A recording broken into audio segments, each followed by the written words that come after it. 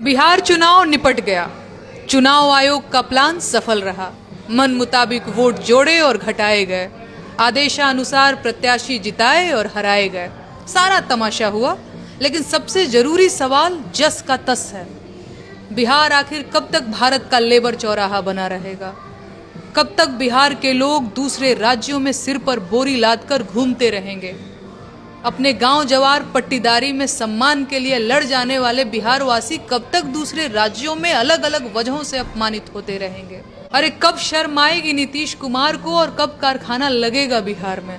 अस्पतालों के बाहर बिना इलाज कब तक मौतें होती रहेंगी? जहरीली शराब पीकर मर जाना कब तक बिहारियों का नसीब रहेगा? रोजगार मांगने पर लाठी मारने का रिवाज कब बंद होगा? है कोई जवाब? मैं जानती हूँ बिहारवासी भोले हैं, सरकारों की चालाकी नहीं समझते। गरीब इतने हैं कि 10-5 हजार रुपया उनके लिए बड़ी रकम होती है। पर उनकी इस बदहाली का जिम्मेदार कौन है? मैं कैसे मान लूं कि बिहार के लोग खुद बदहाल रहना चाहते हैं? क्या ये सच नहीं है कि बिहार के लोगों को मजदूर बनाए रखने के लिए गहरी साजिश रची गई? क्या मुख्यमंत्री इस साजिश को नहीं समझ पाए, या वो खुद ही साजिश करता है? मैं कैसे मान लूं कि बिहार के लोगों को मजदूर बनाए रखने का सबसे बड़ा ठेका नीतीश कुमार ने नहीं लिया है?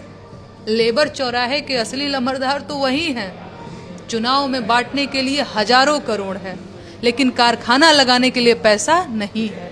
काहे मालिक? हजारों करोड़ बांटकर चुनाव लड़ सकते हैं, लेकिन बेरोजगारी दूर करने से डर लगता है। अरे सच ये है कि अगर बिहार में कारखाने खुल जाएंगे तो बिहार के लोगों को रोजगार मिलने लगेगा। उनका पलायन रुकेगा तो दूसरे राज्यों के कारखानों को सस्ते मजदूर नहीं मिलेंगे। इससे उत्पादन की लागत बढ़ जाएगी और मुनाफा घट जाएगा, और कम मुनाफा उन्हें मंजूर नहीं है। जाहिर है उन्हें सस्ते मजदूर तो चाहिए, जिसका ठेका लिया है नीतीश बाबू ने। खुद सोचिए, उन्होंने पूरे बिहार में शराबबंदी क्यों की? ऐसा तो नहीं है कि बिहार में शराब मिलनी बंद हो गई या शराबबंदी के बड़े बड़े अभियान चला दिए गए। अवैध शराब भी पकड़ी जाती है और जहरीली शराब से लोग मरते भी रहते हैं। तो फिर काहे का शराबबंदी? ये तो जनता को मूर्ख बनाना हुआ। लेकिन सरकार कोई कदम हवा में नहीं उठाती।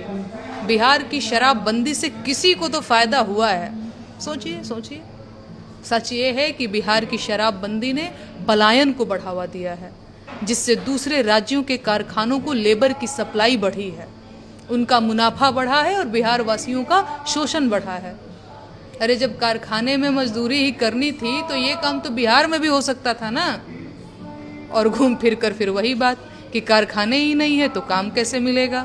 और फिर से मेरा वही सवाल कि अगर चुनाव में बांटने के लिए हजारों करोड़ हैं तो कारखाने क्यों नहीं लगाए गए? जवाब दीजिए।